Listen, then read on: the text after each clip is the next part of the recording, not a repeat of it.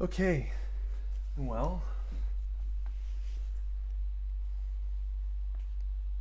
I'm gonna give it a moment. Hi! Hello! It still looks bad. It still looks bad.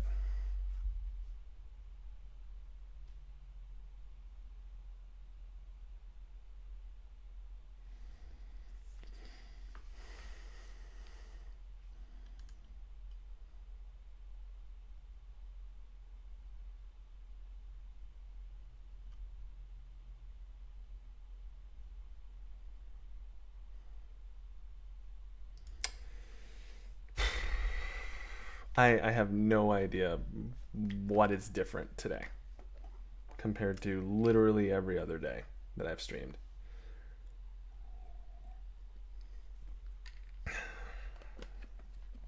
I have less people here.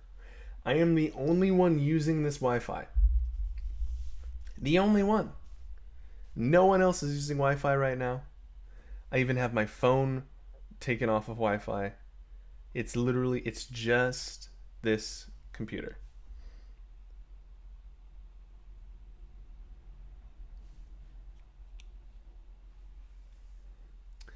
It's the weirdest thing how it can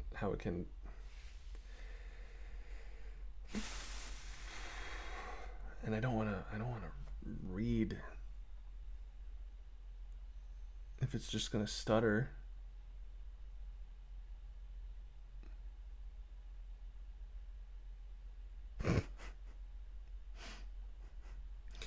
What's up, G? Hey, you're here during an awkward part of my stream, it seems, which is that we're not getting anything to work. It is stuttering. I've been going for 2 minutes and I've already dropped 10% frames, so that's unfortunate. Yeah, it hasn't worked but once at least for you.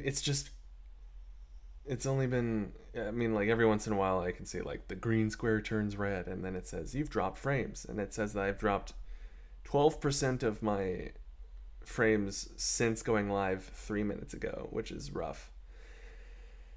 But if it's manageable, if people are okay with it, with how it looks, how it seems, I'm down to continue trying to get through the next two books, next two chapters, whatever you want to call them.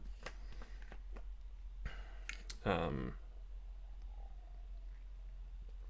but yeah, it looks rough by like the numbers standpoint at least.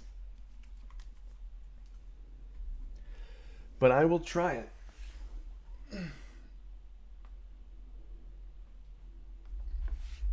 I will try it. If it starts getting real bad, let me know. I'm probably gonna end it here. But if not, then we'll just power through, and we'll try again tomorrow. But yeah, okay. We'll start book 21, The Fight at the River.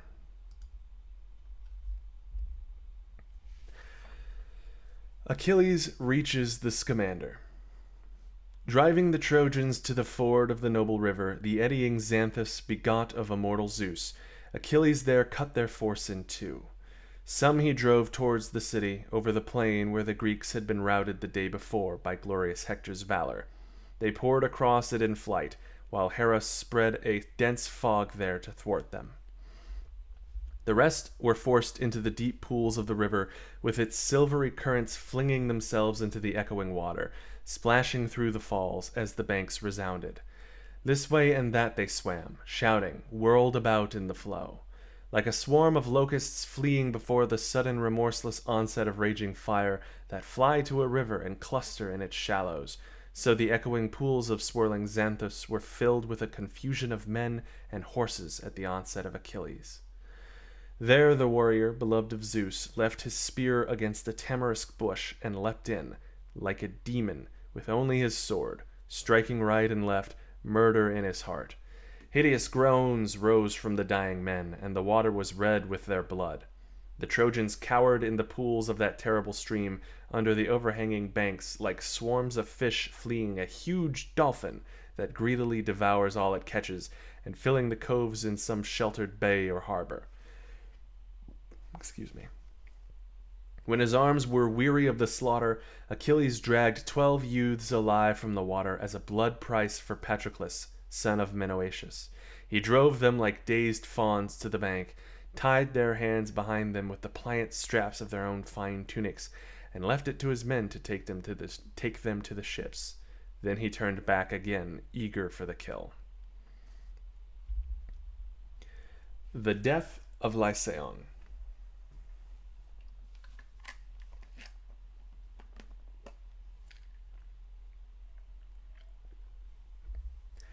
Achilles now encountered Lycaon, a son of Priam, escaping from the river.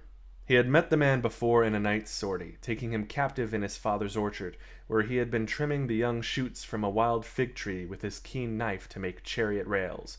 Noble Achilles had descended on him like a lightning bolt from the dark sky, bundled him aboard ship, and sold him at Lemnos, Jason's son being the purchaser.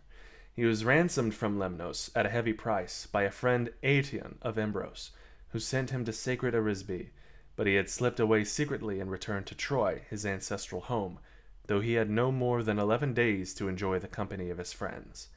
For on the 12th the gods drove him yet again into the hands of Achilles, who was now to send him to the house of Hades, loath though he was to go.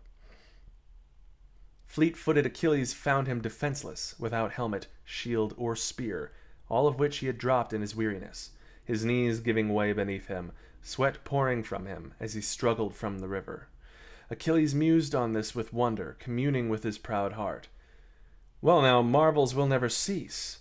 If this man can return, perhaps I'll see every brave Trojan I've killed rise again from the darkness, escaping the merciless day of death, as this man has escaped from sacred Lemnos, despite those great stretches of grey sea that put paid to many a longing.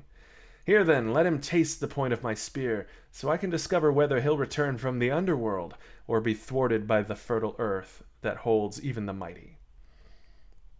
So he mused and waited, while Lycaon came to him, eager to clasp Achilles' knees, and cheat vile death and dark destiny. Noble Achilles raised his long spear, ready to strike him down, but Lycaon stooped beneath the shaft, stumbled in, and clasped the warrior's knees, so the spear, though eager to glut itself on human flesh, slid over his back and fixed itself in the ground. Then clasping Achilles' knee with one hand, and clinging relentlessly to the sharp-bladed shaft with the other, words of supplication poured from him. "Achilles, at your knees I beg for your acknowledgment and mercy. I come as a known suppliant to you, beloved of Zeus, for I first ate bread at your table the day you took me captive in the orchard, and took me far from parents and friends, to sell me in sacred Lemnos. I brought you the price of 100 oxen. Then I was ransomed for 3 times as much, and this is the 12th day since I came home to Ilium after all my suffering, only for mortal fate to place me once more in your hands. Father Zeus must surely hate me, to do so to me again.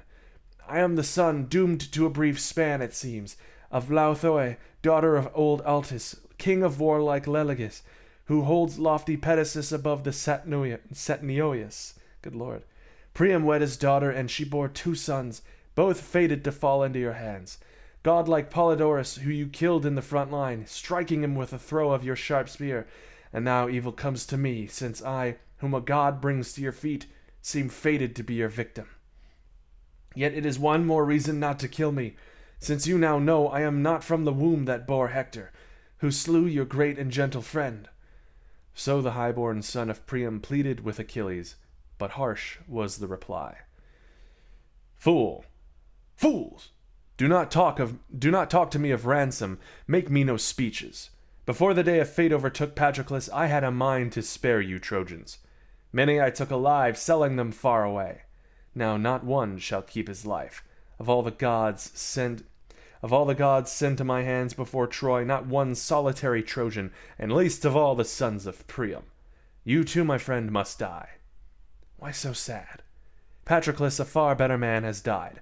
Or look at me, how big and fine I am. My father's a great man, and a goddess bore me, yet death and remorseless fate await me too.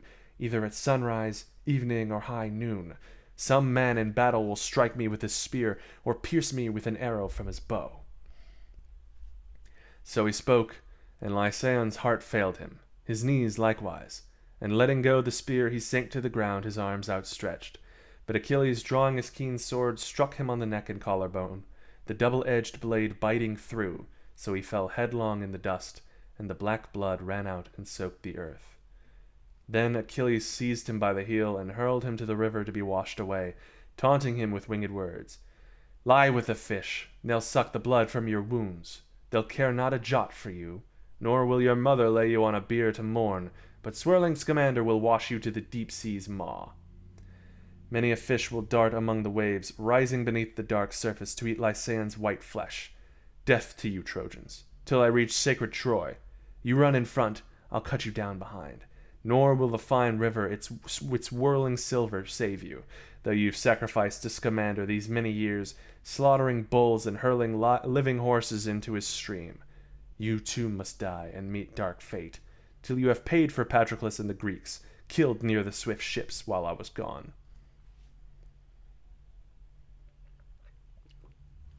Achilles is like, "You killed my boyfriend, now everyone gets to die." Oh, good, a loophole. Great.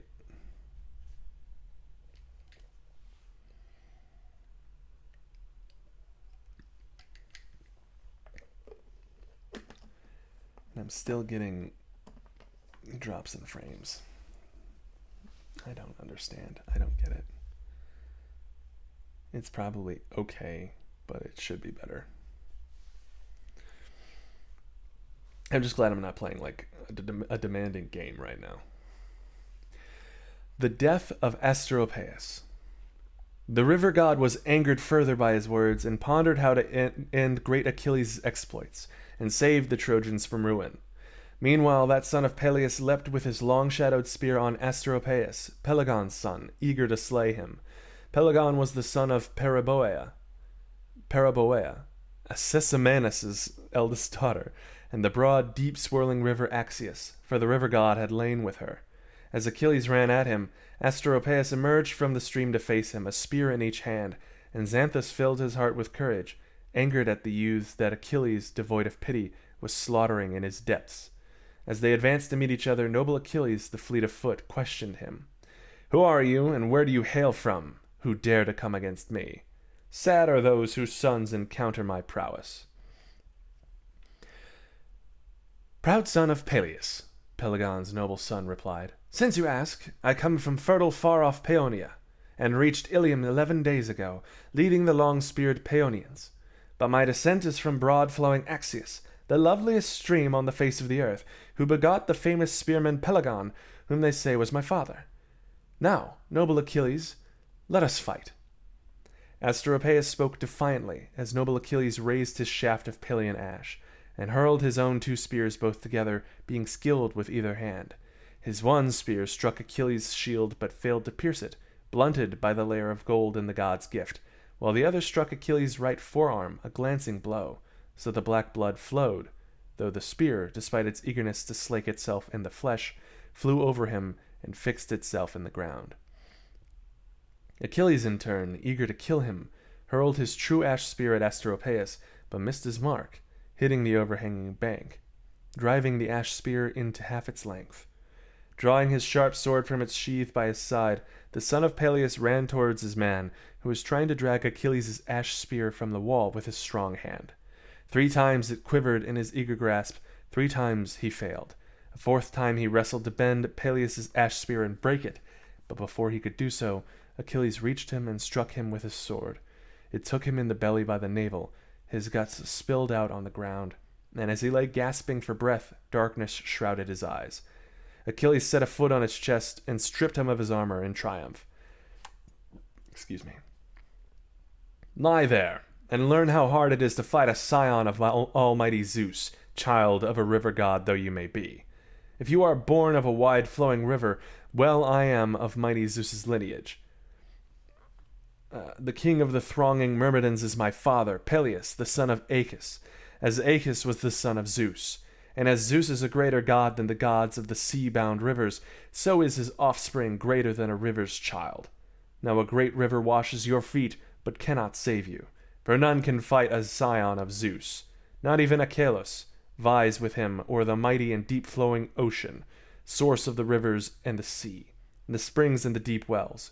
Even he fears Zeus's lightning, when dread thunder crashes from the sky.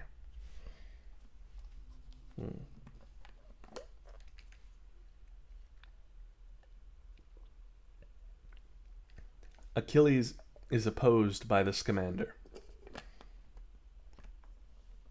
With this, Achilles plucked his bronze-tipped spear from the bank and left the corpse of Asteropaeus lying on the sand in shallow water, where the eels and fish were already at work nibbling the kidneys and devouring the fat, and went after the Paeonian charioteers, still huddled by the swirling river, having seen their champion die in combat at the hands and sword of the son of Peleus. There he killed Thersilochus, Mydon, Astyplus, Nisus, Thracius, Aeneas, Aeneas, Aeneas, Aenius, and Ophelestus, and more too would have died if the eddying river had not taken on human form and called to him angrily from the deep current. Achilles, you are more than a man in strength and in dark deeds too, and the gods always defend you. If Zeus wants you to kill every last Trojan, then at least drive them from my stream, and do your grim work in the plain. My lovely channels are choked with the dead, and how can I send my waters down to the glittering sea if you go on with your ruthless slaughter, fouling them with corpses? Prince among men, cease now. You appall me. You like the first version the best? It's Aeneas. Yeah. There's another one, Aeneas, and it's Aeneas, but I called him Aeneas the first time too. So I'm assuming this one is Aeneas and the other one is Aeneas, because I don't know how Greek works. I really don't. Hey Em, how's it going? Good to see you. We're on the tail end of the Iliad right now. Achilles is going on a rampage. Fleet-footed Achilles replied, Scamander, child of Zeus, as you have said, so indeed it will be. For I shall not leave off killing Trojans till I have penned them in their city, and tested Hector in close combat, to see which of us shall die. With this, he rushed at the Trojans in godlike fury. Now the deep-swirling river called out to Apollo, Lord of the silver bow, Zeus's child, is this how you execute your father's plans? He told you to stand by the Trojans' side and be their salvation till dusk darkened the fertile earth. Even as he spoke, Achilles the great spearman leapt from the bank into the heart of the stream. Xanthus stirred the waters to fury and rushed on him in spate, bellowing like a bull, sweeping up the host of the dead that choked his riverbed and hurling them on shore. But the living he protected with his dark waters, concealing them among the wide deep pools. The raging current rose against Achilles, beating his shield down and driving him back, so he could barely stand. He clutched at a fine tall elm, but it tore away at the roots, pulling down the bank and collapsing into the flood, sinking deep and damming the whole river. Now Achilles sprang for the shore and set off running swiftly over the plain, gripped by fear. The river god came on as a dark wall of water, meaning to end Achilles' slaughter and save the Trojans from ruin. The son of Peleus, racing off, had a spear throw's start as he swooped away like a black eagle, that mighty raptor, strongest and swiftest of winged creatures, while the bronze armor clanged at his chest as he swerved and fled from the arching wave that followed him with its angry roar. Like a stream of water a farmer channels from a shadowy spring, through his beds and plots, mattock in hand, clearing all obstructions, that sweeping along the stones beneath slips swiftly along the slope with a murmur, running faster than its guide. So the river constantly overtook fleet-footed Achilles, fast though he ran, for the gods are greater than men.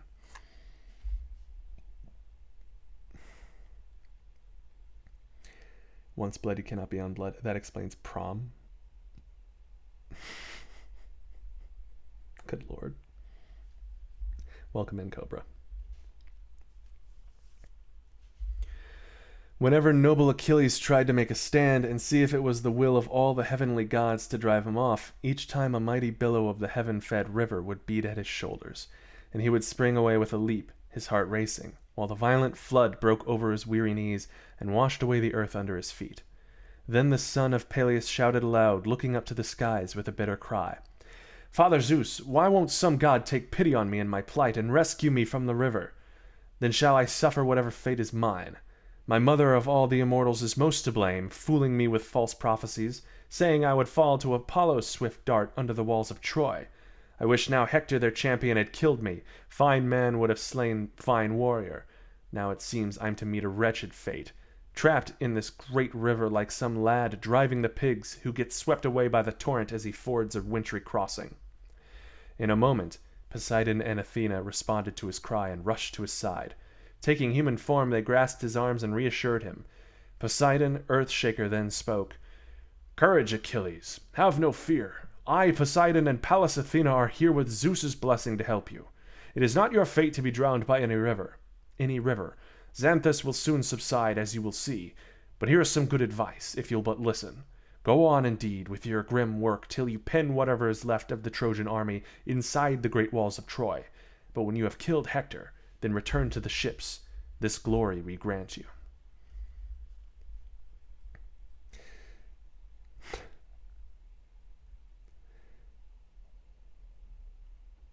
Slips swiftly along the slopes in it is like a whole ass tongue twister. It is. They really people who translate people who translate Homer really like their alliteration.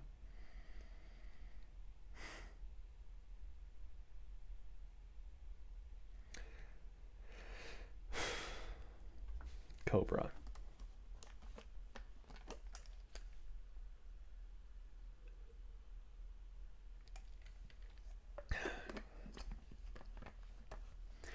Hephaestus blasts the river with fire. The gods, their message delivered, returned to join the other immortals, while Achilles, inspired by Poseidon's words, advanced over the plain. The whole area was flooded, and the corpses and fine armor of a host of young men slain in battle were awash there. Leaping along through the water, he worked his way upstream, Athena granting him such strength that the spreading river failed to halt him. Not that Xanthus' power was less, for his wrath against Peleus' son increased, and towering up in a surging crest, he called across to Simoeus. "Dear brother, let us unite to stop this man, or he'll waste great Priam's city, and the Trojans will lose the war. Speed to my aid! Fill your streams with water from your source, and raise a torrent. Send down a mighty wave, with a clashing of logs and rocks, so we can thwart this savage who thinks himself equal to the gods, and carries all before him. I say strength and beauty will help him not, nor his fine armor, that will lie deep drowned in the mud. I will roll him in sand, and pile a mountain of pebbles over his flesh. So deep the silt I'll cover him with, no Greek will know where his bones are buried. He'll not need a funeral mound when the Greeks perform their rites. Here now is his tomb all prepared." So saying, he towered on high, and rushed at Achilles in a surge of rage, seething with foam and blood and corpses. And over the son of Peleus hung a great wave of the heaven-fed river, threatening to overwhelm him. Now Hera cried out, gripped by terror lest the broad, deep-swirling stream should sweep Achilles away. Quickly she called to her dear son Hephaestus. "Up, my child, on your crooked feet! You we thought to match in this fight with whirling Xanthus. Be swift to save and rouse your flames. I will hasten to stir the winds from the sea, a fierce westerly gale and a sharp southerly, to spread the fierce conflagration till the Trojan dead and their armor are utterly consumed. You must scorch the trees along Xanthus' banks, and wall his course with flames. Don't let him deter you with threats or tender speeches, nor must you mitigate your force until I call you off with a cry. Then quench your restless fires." Hephaestus answered her with a wondrous blaze that began by burning the host of dead that strewed the plain, the victims of Achilles, until the plain was dry and the streams abated, as a northerly wind dries a newly wet orchard at fruit harvest, to the delight of him who must pick the crop. Soon the whole plain was bone dry, and the corpses consumed. Then Hephaestus turned his bright flame on the river itself. The elms, willows, and tamarisks burned. The rushes and sedge and lotus leaves that grew densely along the winding streams, and the eels and fish thrashed about in the swirling pools, tormented by artful Hephaestus' fiery blast. The mighty river himself was scalded, and cried out to the god, "Hephaestus, You're a match for any immortal. I'll not fight you while you're wreathed in flame. Cease this battle and let noble Achilles drive the Trojans from their city. What business of mine are war and conflict?" So he spoke, his silver waters boiling and seething, fringed with fire, like the melted lard of a fat hog in a cauldron set on a fierce flame of dry kindling that bubbles and seethed throughout. So his flood boiled and steamed. Lacking the will to flow onward, he sank back, troubled by artful Hephaestus' fiery blast. He cried out to Hera for mercy in winged words. "Why does your son torment my stream above all others, Hera? Surely I am less guilty in your eyes than all the others who aid the Trojans. I will desist at your command if he will also refrain. Moreover, I'll swear this oath, never to try and save the Trojans from their day of doom, not even if all Troy is ablaze, wreathed in consuming fire at the hands of the warlike Greeks." When the goddess white-armed Hera heard his cry, she called quickly to her dear son. "Enough, Hephaestus, my noble child. We must not harm any immortal for the sake of a mere man." Hephaestus responded to her words and quenched his mighty conflagration, and the current began to flow again along its lovely channels. The immortals quarrel.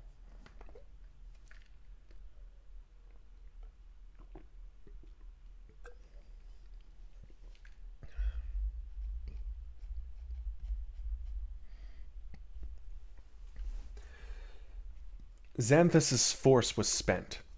Hera's command had ended the conflict, though she was still resentful. But the other gods, torn in opposing directions by strong passions, were occupied in dire and momentous strife. They clashed with a mighty tumult. Earth rang and heaven echoed with sound like a trumpet blast. Zeus on Olympus heard the row, and he laughed to himself with joy, witnessing the immortals quarrel. Ares, the breaker of shields, bronze spear in hand, wasting not a moment, leapt at Athena and began the fight, with a shout of abuse. "Yet again, you gadfly, you set the immortals at one another. You with your fiery impudence, and your boundless pride. Remember the time when you spurred Diomedes on to wound me, grasping the spear shaft yourself, sending that blade straight towards me and tearing my sweet flesh. Now you'll pay, I say, for all you've done."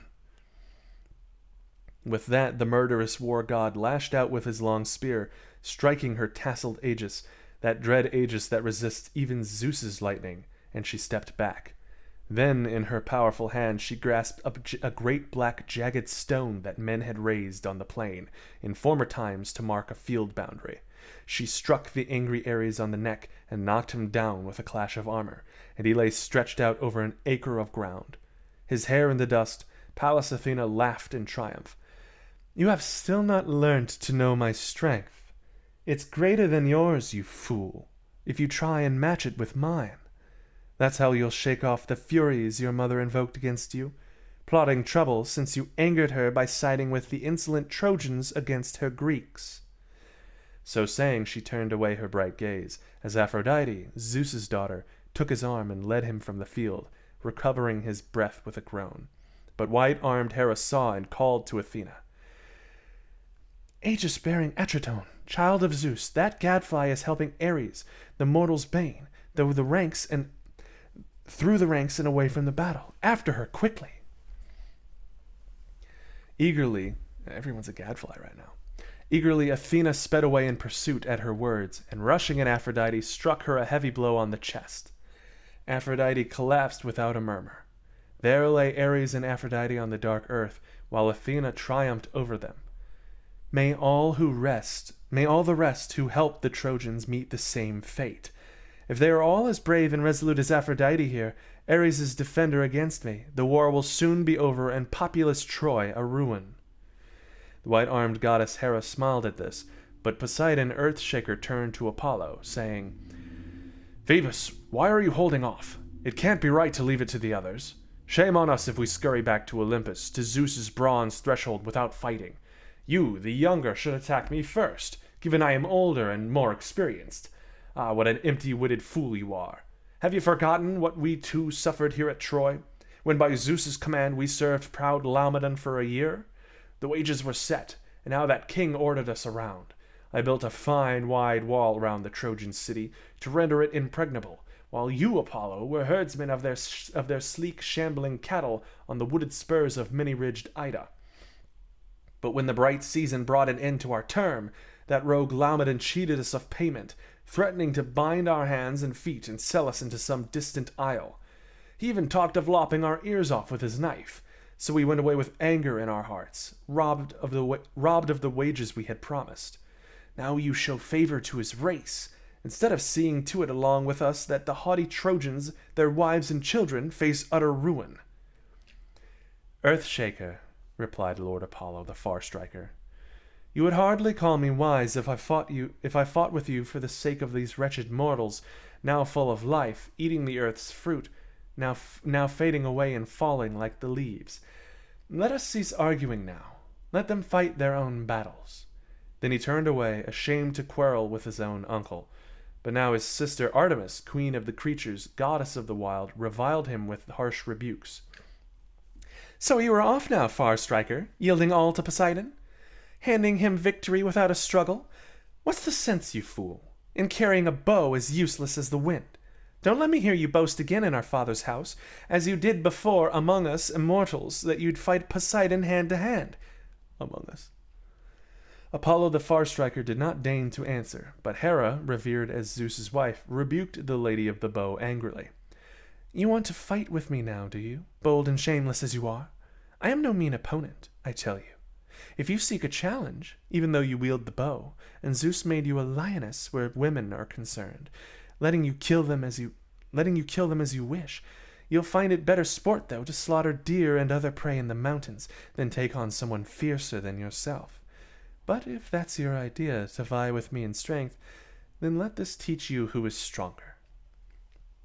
So saying, she seized the other's wrists in her left hand, snatched Artemis's bow and quiver from her shoulders, and, laughing all the while, boxed her on the ears with the weapons as she writhed, scattering the winged arrows. Artemis fled weeping from her, like a dove flying from a falcon, which finds a cleft or hollow in the cliffs, so cheating fate. She took her tears with her, but left the bow and arrows where they lay. Then the messenger god Hermes, slayer of Argus, called across to her mother. "Don't worry, I'll not fight you, Leto. It looks like hard work trading blows with a consort of Zeus the Cloud Gatherer. Go boast to your heart's content to the immortals of how your great strength bettered me." At this, Leto gathered the curved bow and the scattered arrows from the dust, and went off carrying her daughter's weapons. Meanwhile, the archer maiden herself had reached Olympus and run to Zeus's house with its bronze threshold, and now sat sobbing in her father's lap, her scented robes all a-quiver. The son of Cronos drew his daughter to him, laughing.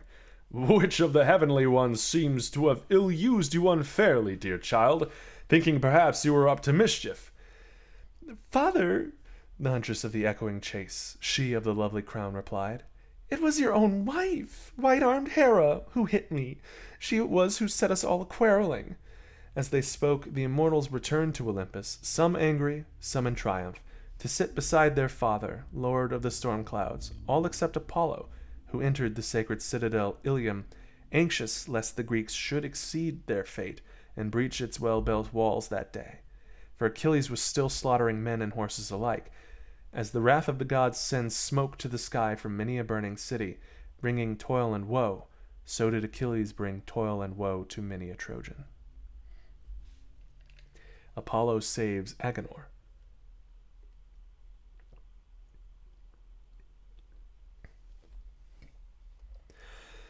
Now old King Priam stood on the battlements Poseidon built, and saw great Achilles driving the Trojans before him in headlong rout, with none to aid them. Groaning, he descended from the wall, calling aloud to the gatekeepers. "Hold the gates wide open till the army are inside. Achilles is hard on their heels, and there will be sad slaughter. Once they are safe within, close the wooden doors, lest that savage storms the city." They unbarred the gates and flung them wide to bring deliverance, while Apollo went to meet Achilles and save Troy from ruin. The Trojans fled for the city wall, dry-mouthed and drowned in dust from the plain, as the fierce spearman, that son of Peleus, ran them down, like a man possessed, eager to win glory.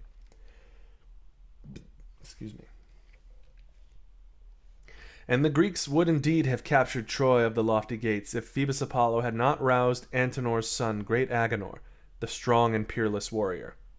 He filled his heart with courage and stood by his side to defend him from death's mighty hand.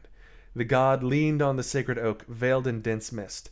There Agenor halted at the sight of Achilles, sacker of cities, and waited, his mind dark with misgivings, murmuring anxiously to himself. Alas, if I fled before him like a coward along with all the rest, he would simply overtake me and kill me.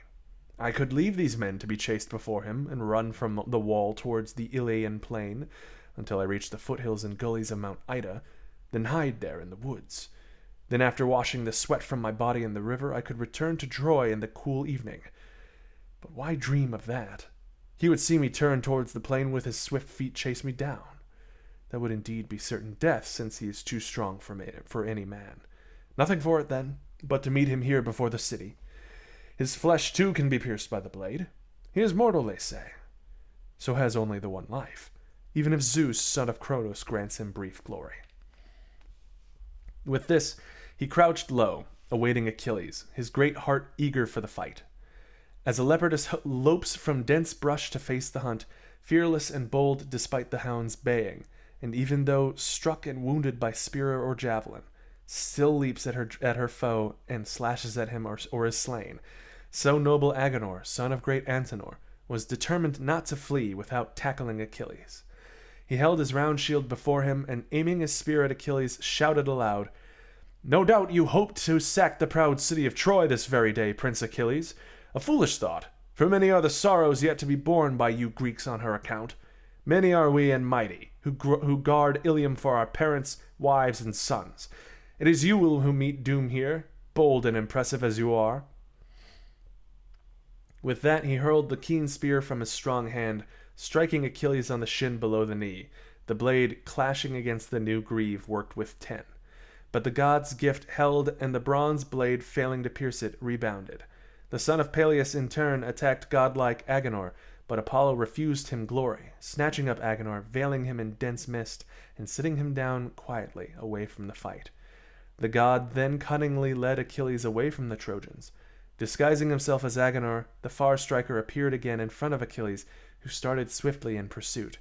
Subtly, the god deceived him, as they ran over the fertile plain, veering towards the river, the whirling Scamander keeping a little ahead, so Achilles always hoped to overtake him. And while they ran, the mass of fleeing Trojans reached the city overjoyed. Not daring to linger outside the walls to find out who had survived and who had died, those whose speed of foot had saved them poured through the gates and filled the streets. And that is the end of book 21, I believe.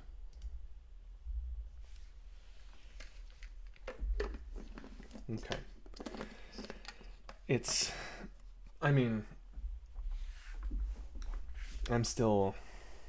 OBS says that I've dropped 16,000 frames in the past 38 minutes, which is about 12% of all the frames that I've had. You've only had one other blip. It still pisses me off. That makes me so upset. Oh, who lives in a pineapple under the sea? What time is it?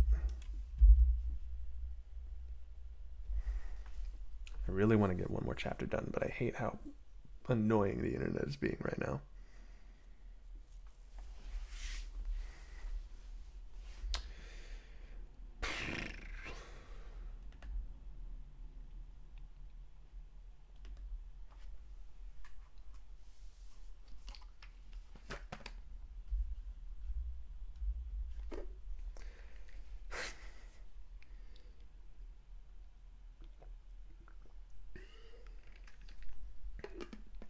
Well, I'm definitely going to take another break. You can. Thank you, K-Dude. Thank you, Tori. Believe in the me, but it's not that I don't believe I can read it. It's just that I'm mad at how annoying this stream quality has been.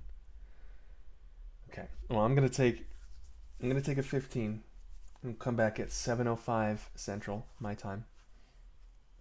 And we'll read one more chapter. We'll go a little long today, just so that I can make sure that we read 2 chapters next stream, and that will be the end of the Iliad.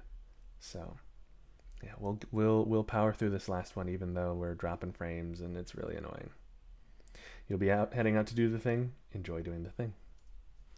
Thank you for the encouragement, even though I'm watching frames drop as I'm saying this. But yeah, I'll be right back. Thanks for sticking around through all the craziness, everyone. I appreciate it. But yeah, I'll leave y'all with some chill music, hopefully. See you at 7:05 Central.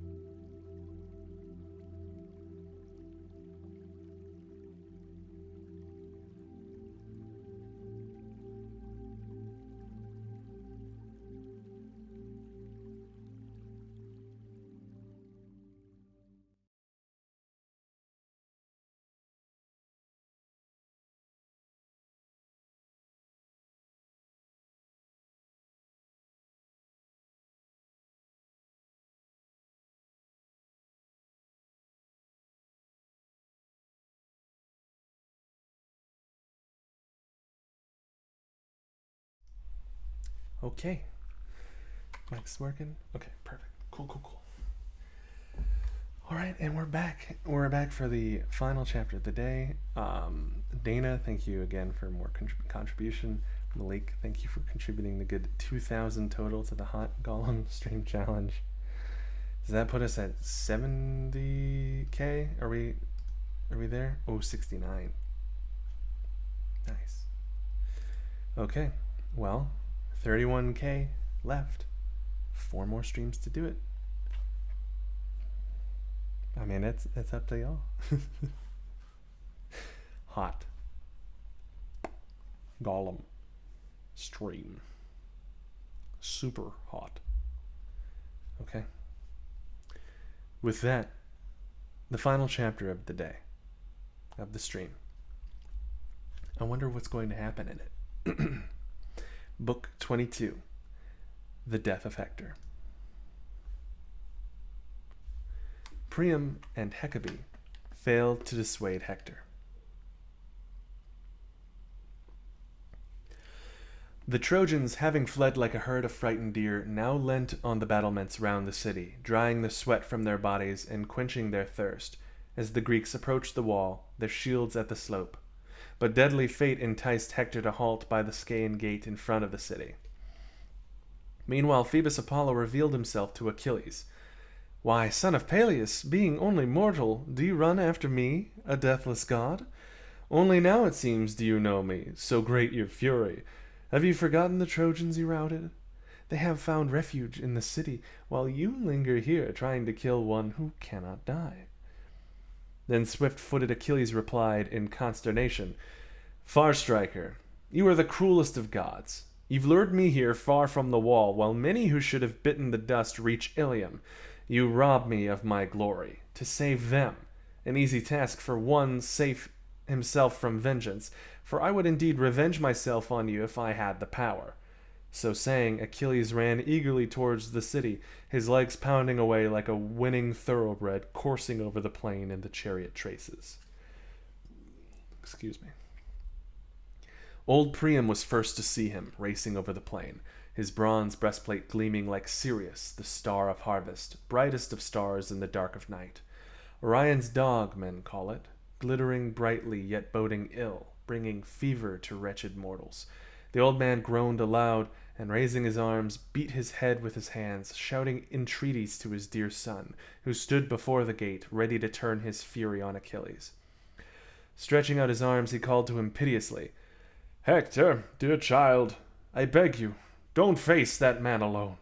Seek help, lest you meet your doom at the hands of Achilles, a stronger and tougher warrior than you. If the gods loved him as little as I do, the dogs and vultures would soon feed on his corpse, and my heart would be eased of a burden of sorrow, for he has robbed me of many fine sons, killing them or selling them in some far-off isle. This very day I miss my 2 sons, Lycaon and Polydorus, whom Laothoe, princess among women, bore me. I failed to see them among the troops taking refuge in the city. If they are living and held captive, we'll ransom them with gold and bronze from my great store. Altes of glorious name gave his daughter many gifts, but if they are dead in Hades' halls, that is one more sorrow for their mother and I, who engendered them. Yet the people's mourning will be briefer, if Achilles fails to kill you too. So take refuge behind the walls, my child, and be the savior of the Trojans. Stay alive. Deny this son of Peleus glory. Have pity on me too while I live. I, poor wretch, for whom it seems Father Zeus reserves a dreadful fate, here after much sorrowful experience, on the threshold of old age, to see my sons slaughtered, my daughters dishonored, their children hurled aside in anger, my sons' wives dragged away, my treasures fallen into savage Achaean hands. In the end, I shall be slain by a thrust from some sharp spear, and the flesh-eating dogs before my door will tear my corpse apart. The very dogs I fed from my table, reared to guard these same doors, dogs that will lie there in the gateway when in their savagery they've lapped my blood. It is fine for a young man killed in battle to lie there with his wounds on display. Dead though he is, it's an honorable sight. But an old man's naked corpse, his grey hairs soiled by the dogs, is a pitiful matter for us wretched mortals." With this the old man tore and plucked the grey hairs from his head, but failed to move Hector's heart. Even though his mother in turn began to weep and wail, pushing aside the folds of her robe and baring her breast, imploring him as she wept, "Hector, my child, this is the breast that fed you. Respect and pity me. Think of us and oppose the foe from inside the wall. Don't stand and face that harsh warrior, for if he kills you, I'll not have your corpse to lay on a bier and grieve over, dear child of my body, nor will the wife you richly dowered. But far from us, by the Argive ships, the running dogs will devour you." Hector considers his situation.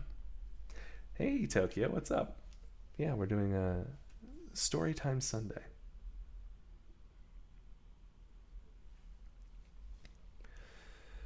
So they entreated their son with tears, but all their earnest pleas could not change Hector's mind, and he waited on great Achilles' advance. Like a snake in the hills, full of venom due to the toxic herb it eats, that glares balefully and writhes inside its hole, waiting as some man approaches. So Hector held his ground, filled with latent power, his bright shield resting on a jutting outwork. But his proud thoughts were troubled. "Alas, if I retreat through the gate to the safety of the wall, Polydamas will not be slow to reproach me, since he advised me to withdraw our forces to the city on that fateful night when Achilles reappeared. I refused, though it may have been better. Now, in my folly, having brought us to the brink of ruin, I'd be ashamed to hear some insignificant Trojan or his long-robed wife say, 'Hector has brought ruin on the army, trusting too much in his own right arm.' If that's what they'll say, then I'd be better by far to meet Achilles face to face and kill him before returning to the city, or die gloriously beneath its walls. Of course, I could ditch the bossed shield and heavy helmet, lean my spear on the wall, and go and promise peerless Achilles to return Helen and her treasure to the Atreidae, all that Paris brought in the hollow ships to Troy, to begin his strife. I could say, too, that we'll then divide all the remaining treasure in the city, and then induce the elders to state on oath that they'll conceal no part of that treasure, but grant half of all that lovely city holds. But what's the point of such thoughts? I'll not approach him like a suppliant, only to have him show neither mercy nor respect, but kill me out of hand, stripped of my armor and defenseless as a woman. This is no lover's tryst of lad and lass by oak or rock. Lad and lass indeed. Better to meet in bloody combat now, and see to whom Zeus grants the glory." That's very good. Thank you. I appreciate that. We read Great Gatsby as the first book when I started streaming a little while ago. And we have one more stream of reading the Iliad, and then we're either reading a Sherlock Holmes story or we're reading the Odyssey. We'll see. Achilles chases Hector round the walls. While he stood there thinking, Achilles, peer of Ares, approached the plumes of his helmet, nodding, brandishing the mighty spear of Pelian ash in his right hand, high above his shoulder, his bronze armor blazing like fire or the rising sun. Now Hector was gripped by fear, and, trembling at the sight of him, afraid to stand his ground by the gate, set off running. Achilles, confident in his own speed, pursued him, like a hawk swiftest of birds, swooping on a timorous dove in the mountains, darting towards her with fierce cries as she flees, eager to seize her. So Achilles ran, and Hector fled as fast as he could in terror, below the Trojan wall. Passing the lookout point and the wind-swept wild fig tree, along the cart track they ran, leaving the wall behind, and came to 2 lovely springs, where the waters rise to feed the eddying Scamander. One flows warm, and steam rises above it as smoke from a fire, while even in summer the other is ice water, cold as freezing snow or hail. Nearby are the fine wide troughs of stone where the wives and daughters of the Trojans once washed their gleaming clothes in peacetime, before the advent of the Greeks. By the troughs they ran, one fleeing, one pursuing, a fine runner in front, but a better one chasing him down behind. And this was no race for the prize of a bull's hide or a sacrificial ox, a prize such as they give for running, but ran instead for the life of horse-taming Hector. As thoroughbreds sweep round the turning post and compete for the prize of a fine tripod or a woman, to honor some dead warrior, so these two warriors ran swiftly 3 times round the city of Troy, while the gods looked on. And the father of gods and men took it on himself to speak. "Well now, here's a sight! A man who is dear to me chased round the walls, Hector whom my heart sorrows for, who has burned the thighs of countless oxen on many-ridged Ida's heights for me, or on the summit of the citadel. Now noble Achilles, that great runner, hunts him round Priam's city. Take counsel, immortals, decide. Shall we save him from death? Or, good man though he is, shall he die at the hands of Achilles, Peleus' son?" It was bright-eyed Athena who replied, "Father, lord of the lightning and storm, what is this? Would you save a mortal from sad death to which he was doomed long ago? Do so, but don't expect the rest of us to agree." Zeus the cloud-gatherer answered, "Easy, Tritogenia, my dear child. I was not in earnest, and I shall indulge you. Do as you will, and delay no longer." With this encouragement, the eager Athena darted down from the summit of Olympus. Athena incites Hector to fight.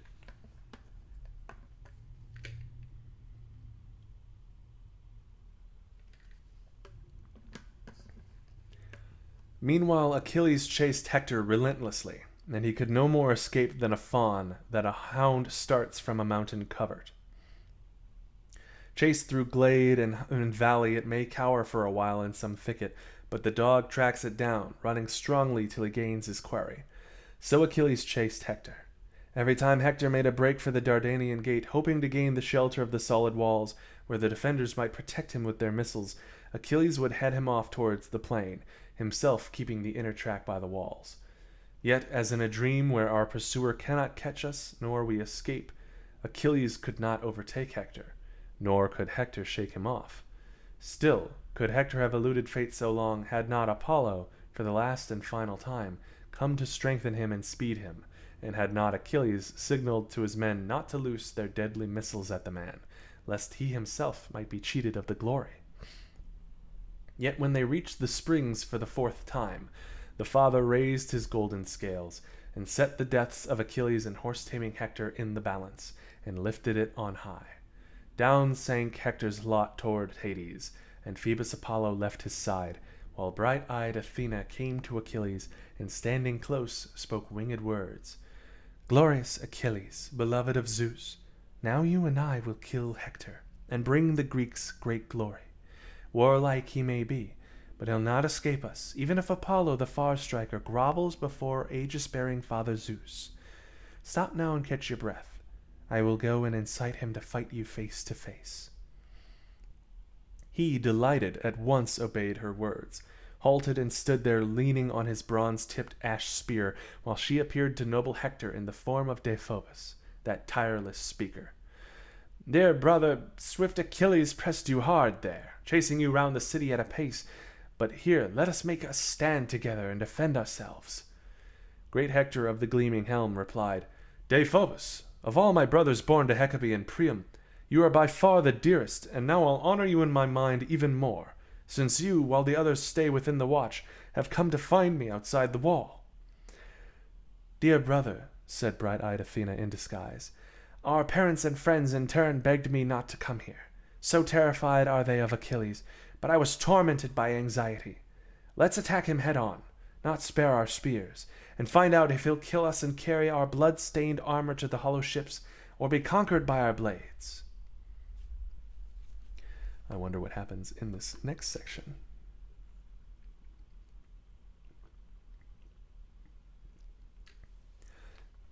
The death of Hector. Athena deceived Hector with her words and her disguise, and led him on till he and Achilles met. Hector of the gleaming helm spoke first. "I will not run from you, as before, son of Peleus. My heart failed me as I waited for your attack, and 3 times round Priam's city we ran. But now my heart tells me to stand and face you, to kill or be killed. Come, let us swear an oath before the gods, for they are the best witnesses of such things.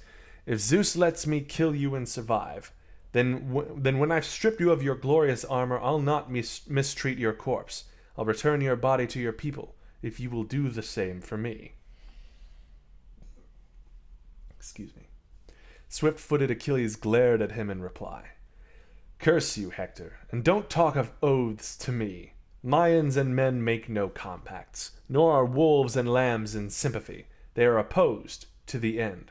You and I are beyond friendship, nor will there be peace between us till one or the other dies and sates Ares, lord of the ox-hide shield, with his blood. Summon up your reserves of courage. Be a spearman now and a warrior brave. There is no escape from me, and soon Athena will bring you down with my spear. Now pay the price for all my grief, for all my friends you've slaughtered with your blade." So saying, he raised his long-shadowed spear and hurled it. But glorious Hector kept an eye on it and, crouching, dodged so the shaft flew above him, and the point buried itself in the ground behind. Yet Pallas Athena snatched it up and returned it to Achilles, too swiftly for Prince Hector to see, and Hector spoke to Peleus' peerless son. "It seems you missed godlike Achilles. Despite your certainty that Zeus has doomed me, it was mere glibness of speech, mere verbal cunning, trying to unnerve me with fright, to make me lose strength and courage. You'll get no chance to pierce my back as I flee, so if the gods allow you, drive it through my chest as I attack. Dodge my bronze spear if you can. I pray it lodges deep in your flesh. If you were dead, our greatest bane, war would be easy for us Trojans." So saying, he raised and hurled his long-shadowed spear, striking Achilles' shield square on, though the spear simply rebounded. Hector was angered by his vain attempt with the swift shaft, and stood there in dismay, lacking a second missile. He called aloud to Deiphobus of the white shield, calling for his long spear, but he was nowhere to be found, and Hector realized the deceit. "Ah, so the gods have lured me to my death. I thought Deiphobus was by my side, but he is still in the city. Athena fooled me. An evil fate's upon me. Death is no longer far away, and him there is no escaping. Zeus and his son the Far-Striker decided all this long ago, they who were once eager to defend me, and destiny now overtakes me. But let me not die without a fight, without true glory, without some deed that men unborn may hear." With this, he drew the sharp blade at his side, a powerful long sword, and gathering his limbs together swooped like a high-soaring eagle that falls to earth from the dark clouds to seize a sick lamb or a cowering hare. So Hector swooped, brandishing his keen blade. Achilles ran to meet him, heart filled with savage power, covering his chest with his great, skillfully worked shield, while above his gleaming helm with its 4 ridges waved the golden plumes Hephaestus placed thickly at its crest. Bright as the evening star that floats among the midnight constellations, set there the loveliest jewel in the sky, gleamed the tip of Achilles' sharp spear brandished in his right hand, as he sought to work evil on noble Hector, searching for the likeliest place to land a blow on his fair flesh. Now the fine bronze armor he stripped from mighty Patroclus when he killed him covered all Hector's flesh except for one opening at the throat, where the collarbones knit neck and shoulders, and violent death may come most swiftly. There, as Hector charged him, noble Achilles aimed his ash spear and drove its heavy bronze blade clean through the tender neck, though without cutting the windpipe or robbing Hector of the power of speech. Hector fell in the dust, and Achilles shouted in triumph. "While you were despoiling Patroclus, no doubt in your folly, you thought yourself quite safe, Hector, and forgot all about me in my absence. Far from him by the hollow ships was a mightier man, who should have been his helper but stayed behind, and that was I, who now have brought you low. The dogs and carrion birds will tear apart your flesh, but him the Achaeans will bury." Then Hector of the gleaming helm replied in a feeble voice, "At your feet by your parents, by your own life. Don't let the dogs devour my flesh by the hollow ships. Accept the ransom my royal father and mother will offer, stores of gold and bronze, and let them carry my body home, so the Trojans and their wives may grant me in death my portion of fire." But fleet-footed Achilles glared at him in answer, "Don't speak of my parents, dog. I wish the fury and the pain in me could drive me to carve and eat you raw for what you did, as surely as this is true. No living man will keep the dogs from gnawing at your skull, not if men weighed out 20, 30 times your worth in ransom, and promised even more. Not though Dardanian Priam bid them give your weight in gold, not even then will your royal mother lay you on a bier to grieve for you, the son she bore. Rather shall dogs and carrion birds devour you utterly. Then Hector of the gleaming helm spoke at the point of death. I know you truly now, and see your fate, nor was it mine to sway you. The heart in your breast is iron indeed.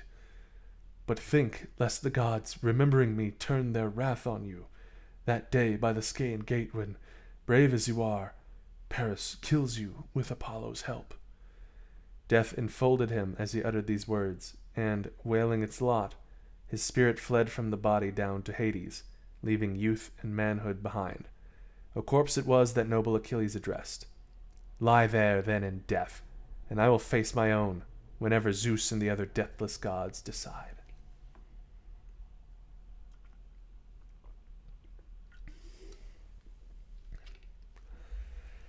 All right, that's enough ooh-ooing.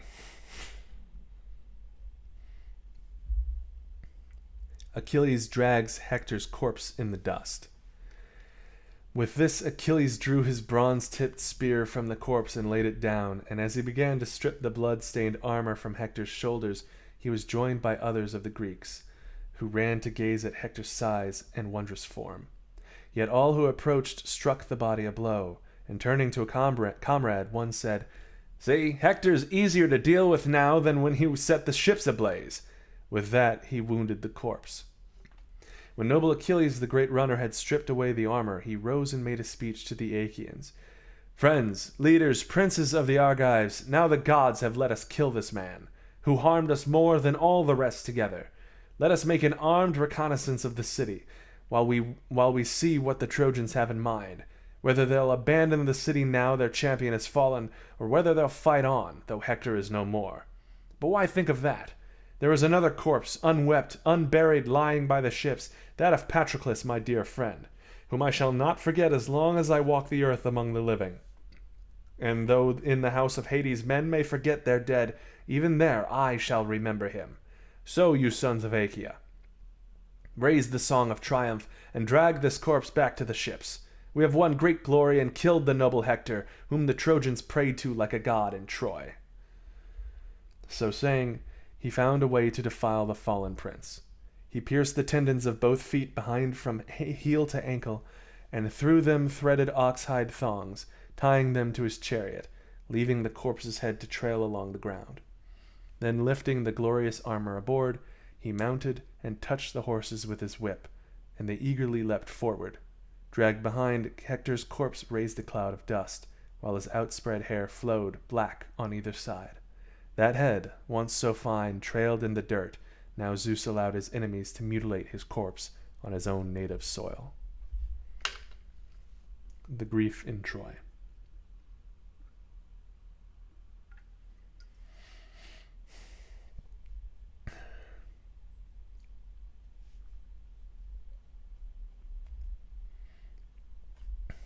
Incorrigible. Seeing her son's hair fouled with dust, Hecate, his mother, gave a great cry, plucked the gleaming veil from her head, and tore her hair. His father Priam groaned in anguish, and a wave of grief spread round them through the city, no less than if all of lofty Ilium were on fire. The old man could scarcely be restrained in his frenzy as he made for the Dardanian gate. He groveled in the dust, imploring those around, calling each man by his name. Friends, let me be, despite your care. Let me go out from the city alone to the Achaean ships. I will see if that man of violence, devoid of shame, respects old age and my weight of years. He has a father, Peleus, as old, I think, as I am, who begot him and raised him to be a bane to Troy, though to me above all others he brings sorrow, killing so many of my sons in their prime. Yet despite my grief for the others, I mourn this one above all, with a bitter sorrow that will send me to Hades' halls, this Hector. If he could but have died in my arms, then I and his mother, who to her sorrow bore him, could have wept and wailed our fill over his corpse. So he wept, and the people added their tears. Now among the women Hecate raised loud lament. My child, how wretched I am! Why should I live on in suffering now you are dead? You are my pride of Troy, night and day, a savior greeted as a god by every man and woman in this city. Surely their great glory while you lived, but now death and fate overtake you." Hecabe wept, but Andromache, Hector's wife, as yet knew nothing. No one had even told her that her husband had stayed outside the walls. She was at work in an inner room of the lofty palace, weaving a double-width purple tapestry with a multicolored pattern of flowers. In all ignorance, she had asked her ladies-in-waiting to set a great cauldron on the fire, so that Hector would have hot water for a bath when he returned, never dreaming that far from all thought of baths, he had been brought low by Achilles and bright-eyed Athena. But now the cries and groans from the wall reached her. She trembled, and the shuttle fell from her hand. She called to her ladies in waiting. "Two of you, come with me. I must know what is happening. That was my husband's noble mother I heard. My heart is in my mouth, and my legs are numb. Some evil afflicts the house of Priam. May such news stay far from me, but I fear to my sorrow lest great Achilles has cut brave Hector off from the city and quenched the fatal courage that possessed him. For he would never stay safely in the ranks, but must always charge ahead, yielding to none in daring."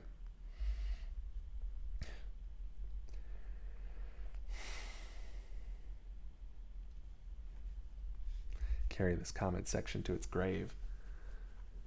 So saying, she ran through the halls, her heart pounding, beside herself, and her ladies followed. When they came to the wall where the men were thronging, she rushed to the battlements and, gazing out, saw Hector's corpse being hauled from the city, the powerful horses dragging it savagely towards the hollowed ships. Darkness shrouded her eyes, enfolding her, and she fell backwards senseless. From her head fell the bright headdress, the frontlet and netted cap, the plaited strands, and the veil that golden Aphrodite had given her when Hector of the gleaming helm had led her from Aetion's house, having paid a princely dowry for his bride. Her husband's sisters and his brothers' wives crowded round her and supported her in her dead faint. When she revived and her senses returned, she lifted her voice in lament to the women of Troy, crying, "O Hector, alas for me, alas for me! It seems we were born for this. You in Priam's palace here in Troy, I in Thebe below wooded Placus in Aetion's house. He it was who reared me from a babe, unlucky father of an ill-fated child. How I wish he'd never engendered me. Now you are gone to the house of Hades under the earth, but I remain cold with grief, a widow in your halls. And your son, the child of doomed parents, our child, a mere babe, can no longer give you joy, dead Hector, nor can you give joy to him. Even if he survives this dreadful war against the Greeks, even if he survives this dreadful war against the Greeks, toil and suffering will be his fate, bereft of all his lands. An orphan child is severed from his playmates. He goes about with downcast looks and tear-stained cheeks, plucks his father's friends by the cloak or tunic, till one, from pity, holds the wine cup to his lips, but only for a moment, enough to wet his lips, but not his palate.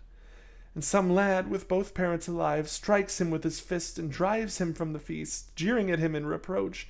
Away with you now, you've no father here. So my child will run in tears to his widowed mother, my son Astyanax, who sat on his father's knee, eating the rich fat and the sheep's marrow, and when he was sleepy and tired of play, slept in his nurse's arms in soft bed, his dreams sweet. Now with his dear dead father gone, ills will crowd on him. Astyanax, that is lord of the city, the Trojans call him, since you, Hector, were the great defender of the gates and the high walls. Now by the beaked ships, far from your kin, the writhing worms will devour your corpse, once the dogs have had their fill. Your naked corpse, though in your house are all the finely woven clothes that women's hands can fashion. All those I will burn in great fire, since you will no more wear or profit by them, as a mark of honor shown you by the men and women of Troy." So Andromache spoke in tears, while the women joined in their lament.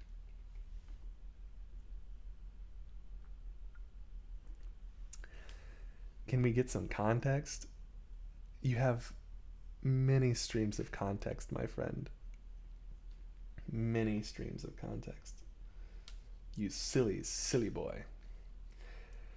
That is the end of book 22.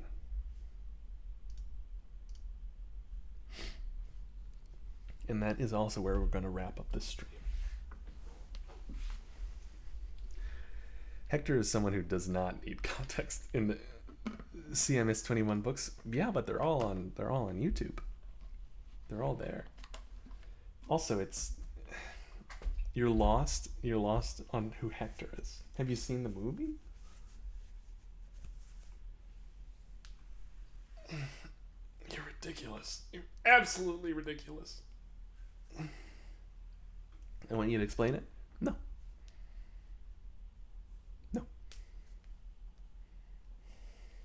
I'm not gonna explain Hector.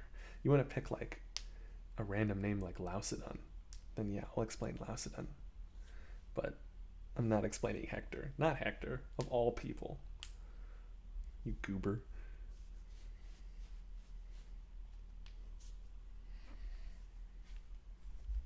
Explain Lausodon. Lausodon was another of Priam's sons. Let me make sure I've got the right person in mind.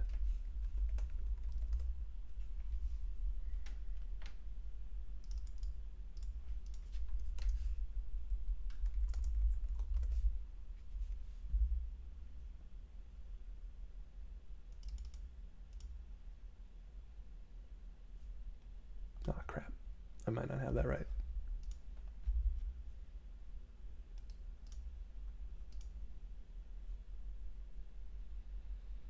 Not Lausodon, Lycaon. There you go. Lycaon was a son of Priam, who was taken captive by Achilles. We just read this in the previous book.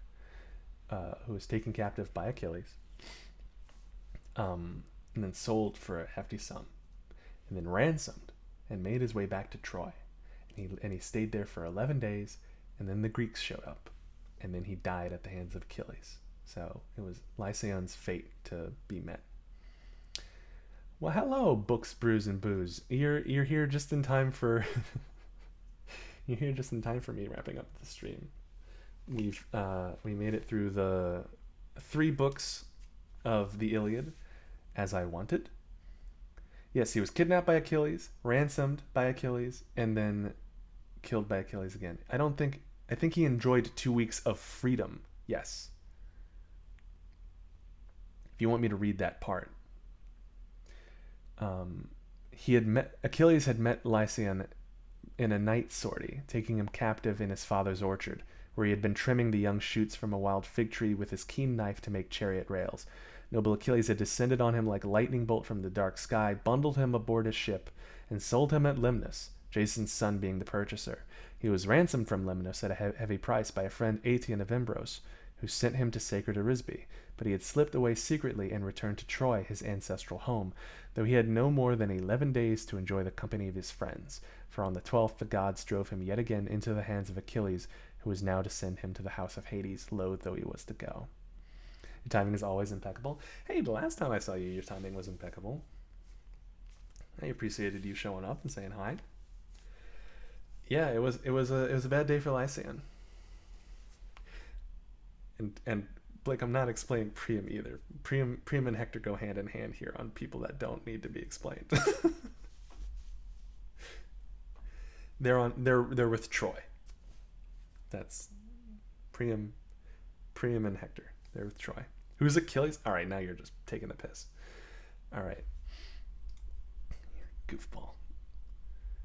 Okay. So, yeah, that was the end of book 22. Next week will be the end of the Iliad. I'm going to read book 23 and book 24, the funeral games for Patroclus and Achilles and Priam.